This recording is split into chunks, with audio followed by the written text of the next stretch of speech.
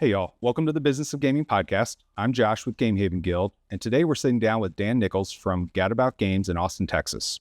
He's designed and published several games, including Turf War and You Shitty Pooch, with his newest game, Bad Deals, out now. Why don't you take us to the beginning? What got you in the mind state to say, I want to make a game? Delusions of grandeur, mostly, I'd say. No, I guess for me, games have always been kind of a creative outlet and a creative hobby. When, as a kid, we had all the standard board games. We played a lot of cards. We did, Uno and euchre and all that great stuff. And, we were a little nerdy. So eventually we discovered Magic the Gathering too. And I was like, that was just, whoa, games can do this. Games can do these things. And, Magic's, it's a lot of designers' kind of first addictive game because it's designer catnip. It's rules. It is rules printed on cards. And you're like, oh, wow, I'm mixing and matching rules and I'm making different game states. And what if I made my own rules? What if I made my own cards?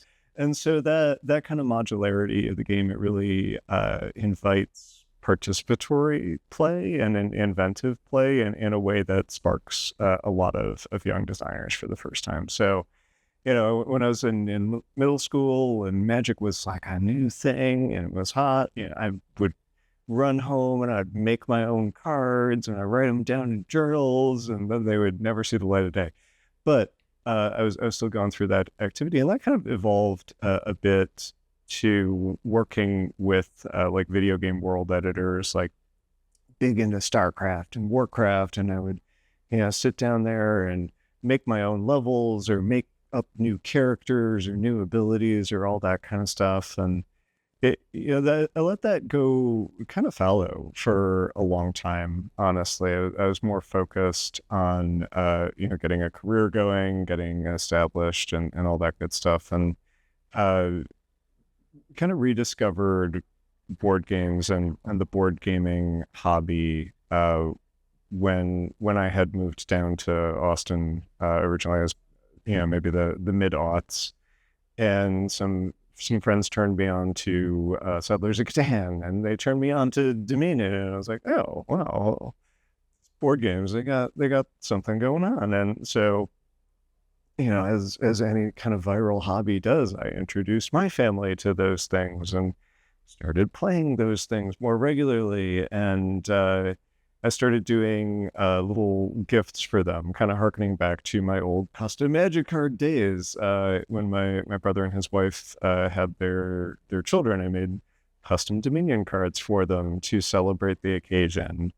And, fiddling with it, I was like, oh, well, I could make like a little custom Dominion set, and I could print a little custom Dominion set if I wanted to. And then that kind of finally turned into, I could actually just make a game at this point if I wanted to.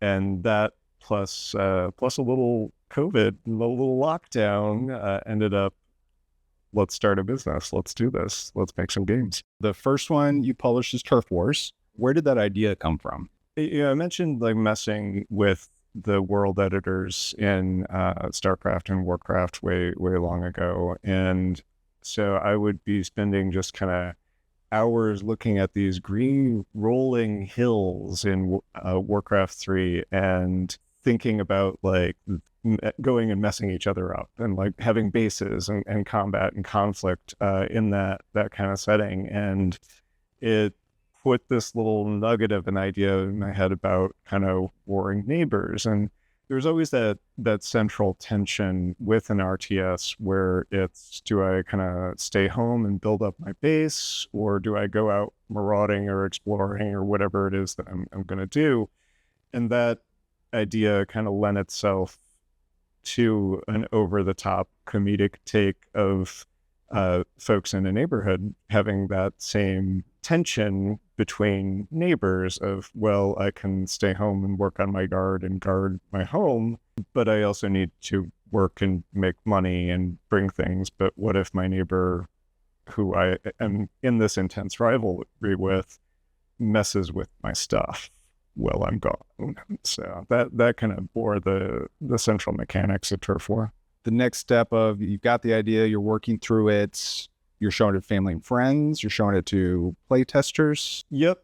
So pretty much victimizing everyone in your nearby area by like, hey, want to play a game? It's gonna be terrible. Please, and so you shake that tree pretty hard, as hard as you can to get in as many rounds as you can. As I matured a bit as a designer, I started doing more with solo testing, more with digital testing as part of that upfront process to kind of work through a lot of those early kinks before I would have to bribe a loved one or subject someone else to the games in that state. But yeah, it's really like it's a numbers game. How many playtests can I get in? What am I trying to test? Who is ready and willing to do that for me? Now I work a lot more with the ATX game designers and playtesters group. They meet a few times a week here in Austin, try to go to as many of those meetups as I can. Both to see what other people are cooking up and get exposed to some different, not ready for primetime ideas, and to see what's working, what's not with my own stuff. It's good to have a place to do that. Yeah, absolutely. That's an invaluable resource. You mentioned digital tools for playtesting as well. Is there something in particular you're using these days? Yeah, I've done a lot with Tabletopia in the past. I actually use it a little bit less now than I was, but it's just a very basic upload images, get digital cards in there, throw them up and see what's working kind of thing. A little bit easier to get up and running than Tabletop Simulator, but not as robust and not quite as player friendly. Great for playtesting though. What options did you look at on how to get it to market? Yeah. Or was it Kickstarter's where it went? Is Kickstarter the plan from the beginning? Yeah, Kickstarter was a pretty early part of the plan. I was just doing web research, going through podcasts like Board Game Design Lab to try and understand kind of what my options were, what different outlets were. I've always been pretty entrepreneurial, so didn't really back down from the idea of starting a business or working through manufacturing myself. And I knew that with this type of product, it being a small box card game, I wouldn't have to venture that much. I wouldn't have to risk that much. Kind of the worst case scenario wasn't that bad. And so, wanting to get more exposure to different parts of the process, went out there and started looking at what are my manufacturing options for this. And I started with a lot of those print to order companies that I had been using, but pretty quickly found that those prices did not scale well. And that I could probably get a higher quality product and more of it at a better price if I went through a at scale manufacturer. The manufacturer, I talked to a few different folks, went through an industry association it's unfortunately no longer operational, but they referred me over to the partner that I've used for all of my manufactured games now. Oh, so you had a good experience on the first one. You continue to use them. Yeah, I found the quality was great. Timelines were fine. Costs were really solid. Communication could be a problem at times, but there's not going to be a perfect relationship. Or if you are expecting a really high touch kind of service from a manufacturer, you're definitely going to be paying for that. Luckily, I had enough kind of design and print background and competency that I had a lot of confidence in what I was requesting and the kind of specs that I was providing, and that relationship turned out well. Manufacturer lined up. You then go out and start your Kickstarter. Was there a process, or did you have a mental process around how you wanted to go out and do that or start your Kickstarter, the marketing around it? For me, it was a lot of asking and absorbing and reading and researching and working out this probably over elaborate grand plan and spreadsheet of what this Kickstarter was going to look like and all the things that I needed to do and lining up this piece and this piece and this piece. And building up an email list and starting, pre-advertising and, making plenty of mistakes along the way there. So there was a pretty extensive process to get to the actual Kickstarter itself. And I would say that for that early game, I probably rushed it a little bit too. I was eager and hitting the accelerator kind of as hard as I could to see where I'd get. Going chronologically, the Kickstarter goes live. Yep. Any big surprises? Did you set up multi-tiering for it, or how did you? I worked with a few folks to figure out kind of what is the right product mix here. And there were a few price points that really emerged as like, this is good. This is where you should be. One of the challenges with Turf War as a product in that format, and one that I've seen a lot of other Kickstarters struggle with, is the price point for a tuck box card game. It's 12 to maybe $17 is kind of that range that people are expecting for that type of product, depending on size and format of the cards. When you're thinking about launching a Kickstarter, paying for advertising to go to that, all that kind of marketing and support effort that comes into it, it's pretty hard to make that back on $15 a pop. And so working with a few folks in the industry, a few consultants, figured out, okay, well, having this kind of base level is good, but we need to expand both up and down. We expanded down to lower price points with a print and play version of the game that started emerging as kind of a bigger and bigger request. So we quickly added that and realized, oh, hey, there's this whole market segment that's not actually interested in printed product at all. They want to make their own. And that was a great way to capture additional folks. And you'll also see with a Kickstarter, people come in at very low pledge levels if they're kind of passively interested in a project, and maybe they want to wait for a pledge manager, or they're not really going to commit to it until the thing funds. So it's a way for them to kind of bookmark it, or toss a few dollars in and say, hey, I'm interested in this. Going up the scale, the $25 price point, $30 price point, that's where you're going to see the bulk of your sales on a smaller Kickstarter.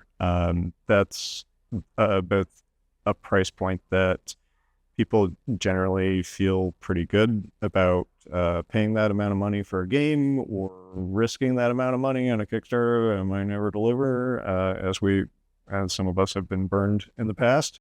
Or, if you do get friends and family members in for that first Kickstarter, a lot of them feel very comfortable pledging at that kind of level to help support your initial effort. Then you start getting into bigger tiers, right? And I think one of the things that was surprising to me about that first Kickstarter is, oh, hey, it's not just mom who's gonna, give you $100 for this game. It's there are people who are going to be generally interested in the concept and into it, and they need a more deluxe product. They want to get a product that they can feel some more personal attachment to, that they know is going to be kind of special to this campaign. And so that's where we created a deluxe edition of the game, and went even further and made a $250 tier. And when you start getting into that, it's like, okay, well, what am I really doing for these people? So for that one, you would get a hand-picked gnome statue, some kind of ridiculous garden gnome for your very own lawn, as well as a prototype copy of the game itself. So stuff that you just would never get at retail or as part of any kind of normal buying experience. Kickstarter is it's an interesting kind of beast, but at its core, it is a very interactive and theatrical experience that people are looking for when they're participating in a campaign. And if you reward them with that, they will reward you back. In terms of rewarding, Turf Wars did, fund over 200%. Yep. That next day, it's done, funded. First things to call the manufacturer, or what happens now? Depending on where you start your Kickstarter, you've probably already done a proof copy with the manufacturer.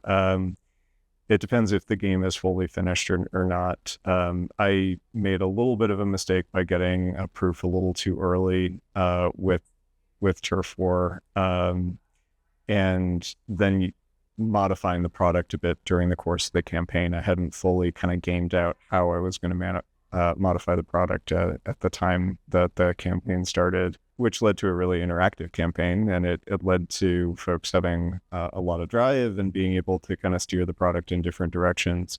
But it meant that the manufacturing cycle wasn't quite ready to go. As soon as I hit the shiny red button, I had to pause a beat and kind of let the campaign finish out before getting back with manufacturer and putting together another proof and going through a final production cycle. The Kickstarter campaign itself, it goes through a few phases. So you get that right out of the gate, kind of nail biter. Is this going to fund? Is it not going to fund? What's going to happen with this? And then it finally funds, and you're like, oh my goodness, thank heavens it funded.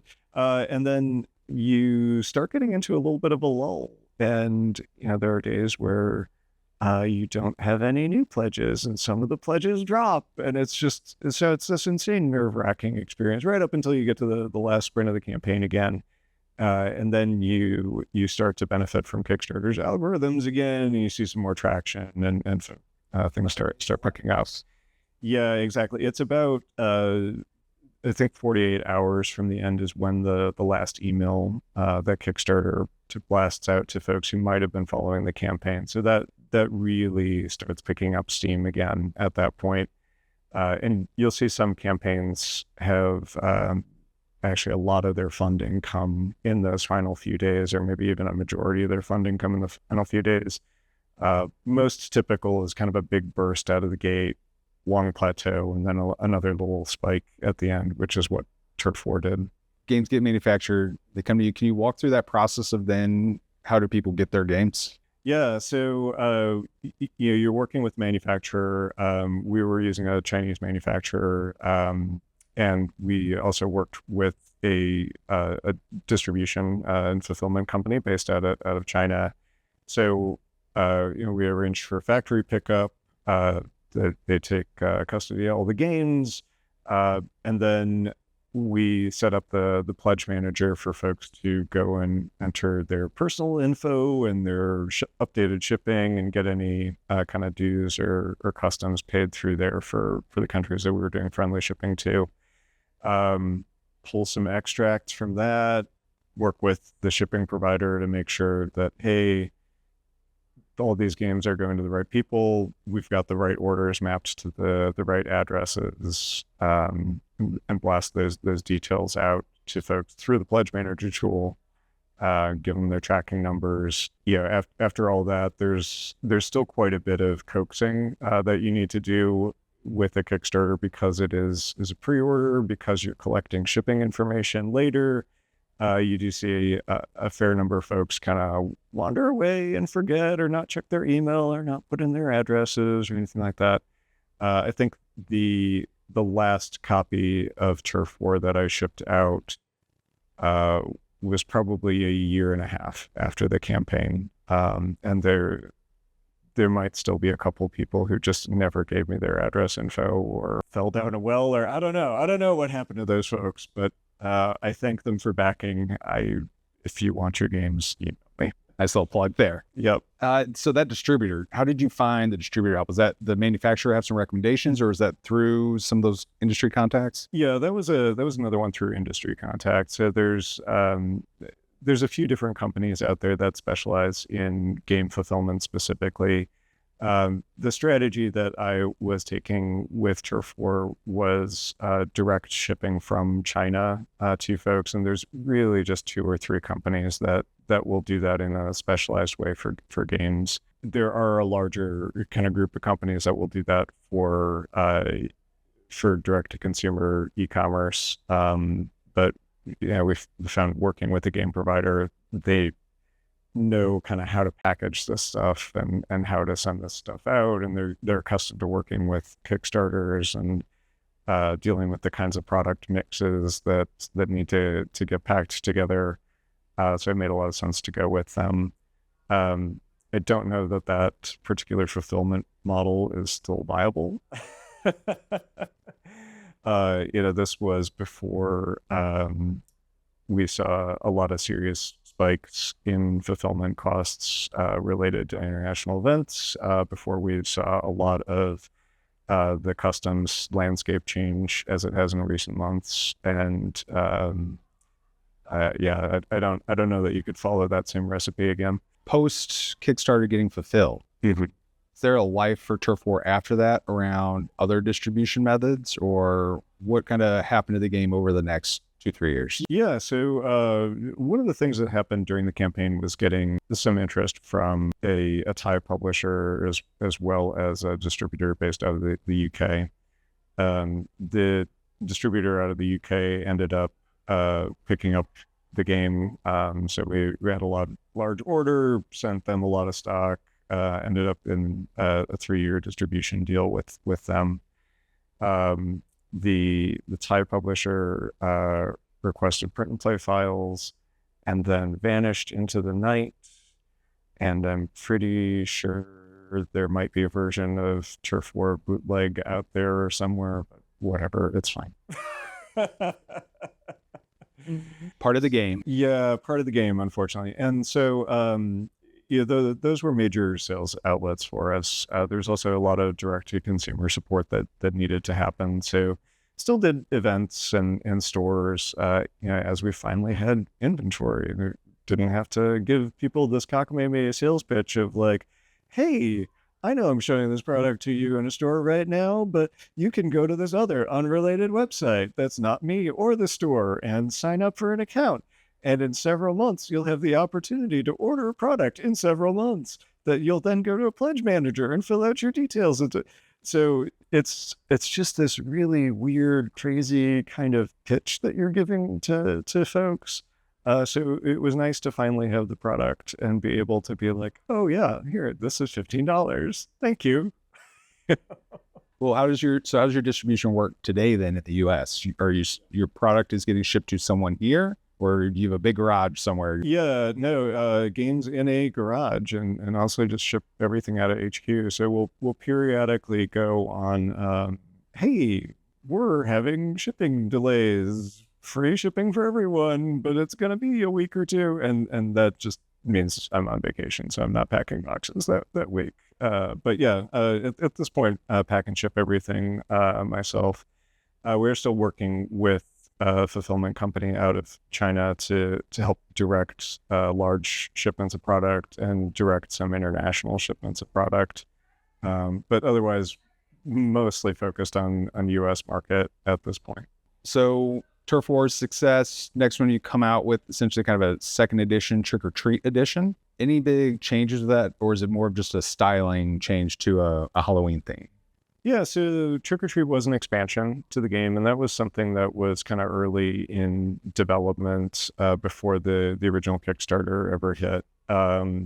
It was something that I had been toying with and experimenting with, and so it was in kind of ready to go in late stage. Like we knew we could get that out there pretty quickly. The second edition of Turf War, it was both a reprint of the new game, because we did not have any copies of the first edition to sell with the expansion at that point, thanks to the distributor. And it was also to clean up some rough edges that's the thing with the game, is that you look at it and there's something that you want to change with it every single time that you look at it, kind of no matter what.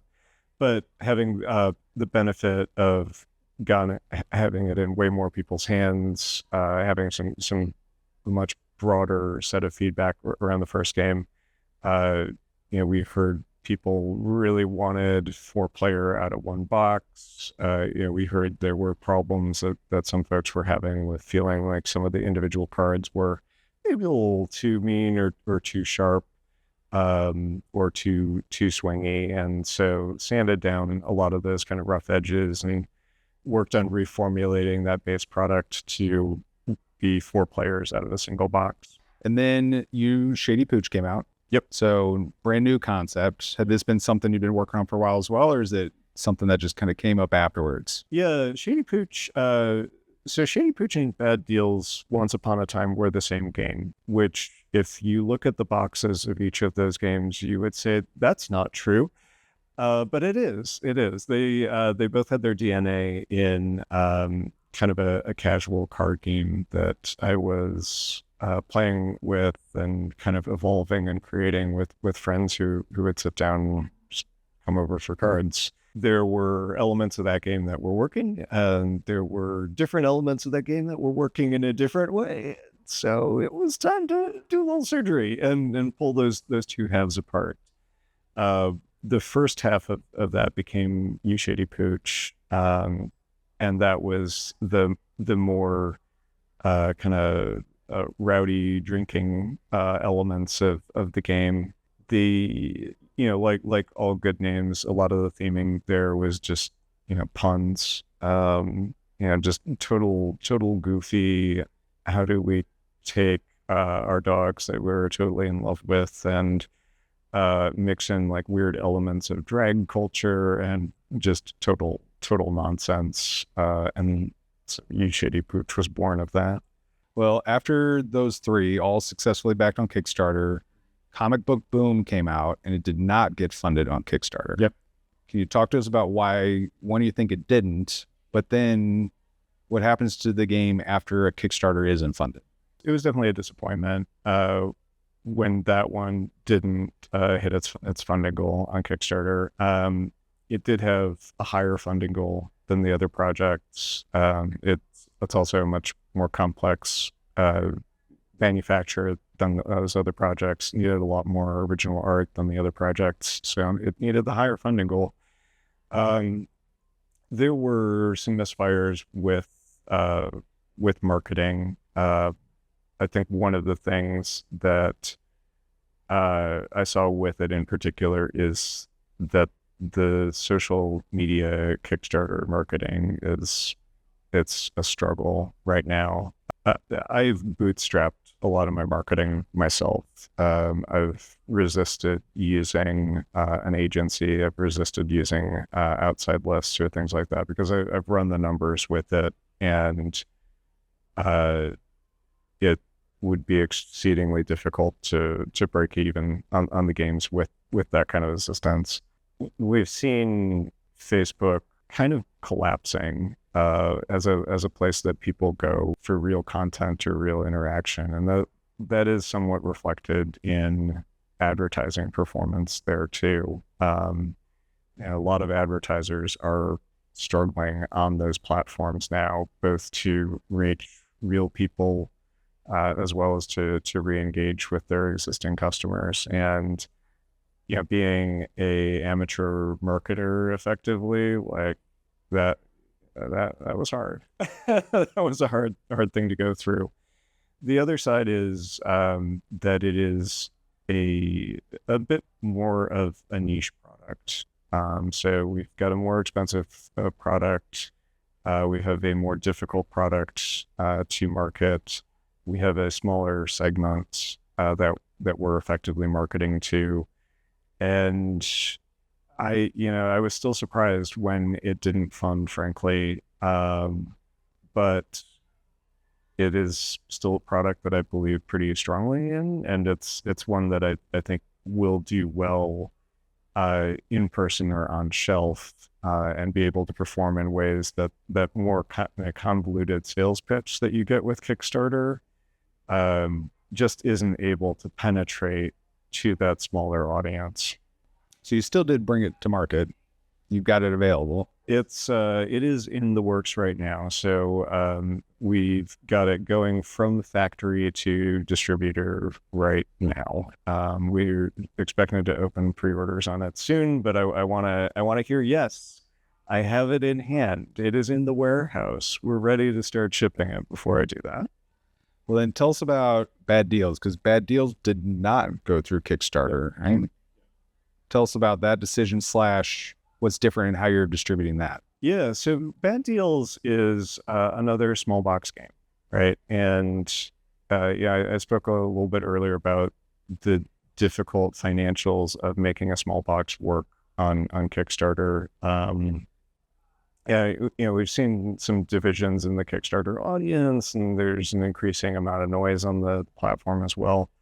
So all that kind of suggested, like, this isn't a good Kickstarter product. This is a fun card game. This is a great small box game. This is not something that has 1,000 minis and costs $100, and it's got a licensed IP associated with it, so there's a built-in fan base, and yada yada yada. This isn't something that I'm gonna buy a convention booth for to support all on its own. And so Bad Deals became a way to start experimenting with some different manufacturing and distribution options. We didn't print that one with the manufacturer that we've worked with in the past. We did print that with a smaller order manufacturer, and it's part of an area of experimentation that I'm really interested in the industry of, hey, if we make 50, 100 copies of a thing, is that something that is viable or as viable as making, 1,000 or 10,000 of it? Certainly the profits aren't going to be the same. It's going to be a much lower profit venture, assuming it all sells out. But it is a way to get ideas to market a little bit more quickly, to start getting these kind of smaller, edgier, weirder games out in the world. We haven't started really pushing Bad Deals yet. I haven't even sent a letter to my email subscribers. Sorry, email subscribers. I apologize. Podcast exclusive. You heard it here last, because we actually did post on the website that yes, we're putting it out. But the plan has always been to kind of put that out there along with the comic book boom launch and put marketing dollars against that. So having done this for more than a few years now, how have you seen the industry change that way? You've spoken some about how Kickstarter has for sure changed and become just different, right? Anything else, either from Kickstarter perspective or the industry in general, that has changed over the years? Yeah, so I mean, talking about this kind of the Make 100 model, or doing smaller runs of games, I think one of the trends that I'm seeing right now is this kind of night market, indie market thing kind of popping up, and I do feel like that is kind of the next. I'm going to take my game to Kickstarter. I'm taking my game to this regional night market. That barrier to entry with crowdfunding has just become absurd. The amount of money that you need to kind of pre-invest in art assets, in campaign, in advertising, and manufacturer samples, lining up reviews and all this, like you're paying to just fully produce this game and then opening up a pre-order on this site where you're giving Kickstarter some chunk of your money and begging for attention against all this other stuff that is just going through the pipe a million miles a minute. And that's a really daunting landscape to be in as a designer. It's not one that's really conducive to getting great experimental indie games out there anymore. It's a pre-sales vehicle for larger manufacturers. And so what we're seeing now with these Tokyo night market inspired like add-ons and marketplaces that ride along with larger conventions is space for designers to bring these weirder, rougher cut kind of properties, to bring smaller print boxes out to gamers, and I think that's really cool. I think that's kind of the next big thing that we're going to see, and the next thing that we need to start embracing as an industry. Looking back to when you started, having done several of these now, what advice would you give yourself or someone else just starting right now?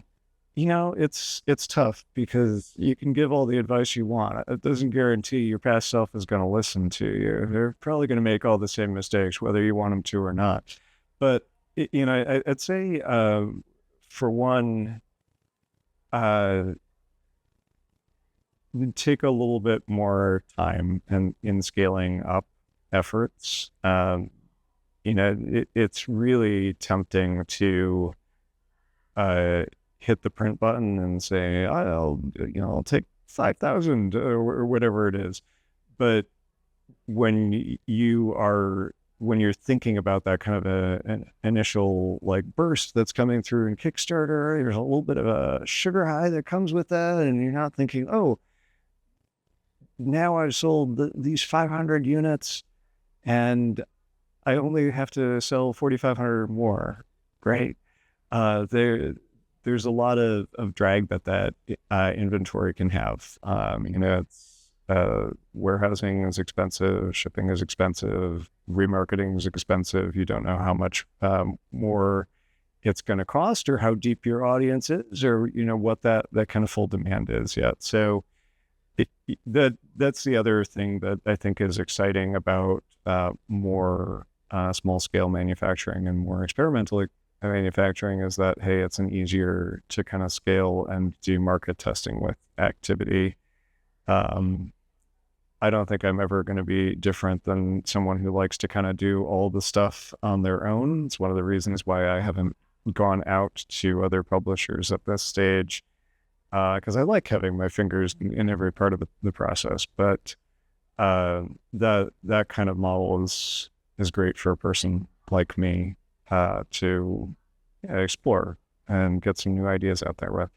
Awesome, Dan. Thanks for taking the time to talk to us today. Yeah, absolutely. Thanks for having me.